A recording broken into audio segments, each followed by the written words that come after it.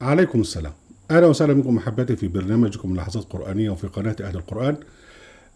هذه الحلقة رقم 458 من لحظات قرآنية، وعنوانها لماذا نقول المحمديين؟ هذا سؤال وجه لي، وفي نظرهم يعني أننا بهذا نشمل النبي محمد في هذا الموضوع.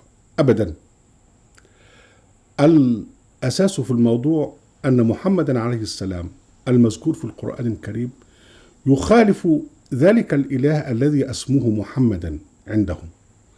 محمد عليه الصلاة والسلام خاتم المرسلين من الله سبحانه وتعالى وخاتم النبيين. كان بشرا لا يملك نفسي نفعا ولا ضرا إلا ما شاء الله.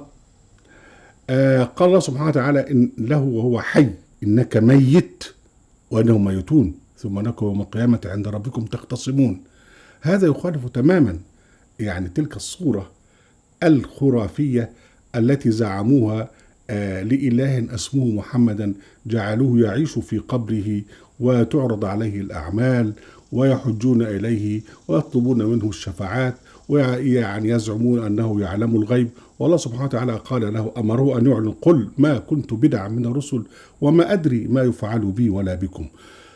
صفات النبي محمد في القرآن الكريم صفات بشرية. قل إنما أنا بشر مثلكم يوحى إلي، يعني هو يتميز عن غيره بالوحي، ولكنه بهذا الوحي لا يملك نفسي نفعا ولا ضرا إلا ما شاء الله ولا يشفع لأحد وسيحاسب كما سيحاسب الناس إلى آخره. يعني هناك تناقض أساس بين النبي محمد عليه السلام في القرآن الكريم وبين ذلك الإله الذي اسمه محمدا، ورفعوه فوق مستوى الأنبياء وجعلوه شريكا لرب العزة وجل وعلا في الشهادة، وشريكا لرب العزة وجل وعلا في الأذان وفي الصلاة وفي الحج إلى آخره. فهذا تناقض يجعلنا حين نقول محمدين يعني ننسبهم إلى ذلك الإله المزعوم الذي اخترعوه من عندياتهم ومن أهوائهم. ثانيا، هم نسبوا لهذا الإله المزعوم المصنوع أحاديث، ورفعوا هذه الأحاديث فوق حديث الله جل وعلا في القرآن الكريم. الله سبحانه وتعالى أمر أن نؤمن بحديثه وحده في القرآن، فبأي حديث بعده يؤمنون، فبأي حديث بعد الله وآياته يؤمنون. هم لا يؤمنون بالقرآن إلا إذا كان معه تلك الأحاديث التي نسبوها للإله المزعوم المسمى محمد عندهم. نحن نكفر بهذه الأحاديث إيمانا وتمسكا بالقرآن وحده أحسن الحديث. نحن نكفر بهذا الإله المزعوم المصنوع الذي اسمه محمدا ورفعوه فوق رب العزة جل وعلا، لأن الذي يذهب للحج يضع في عقله إذا كان له عقل يعني أن يذهب إلى قبر النبي أساسا إلى آخره.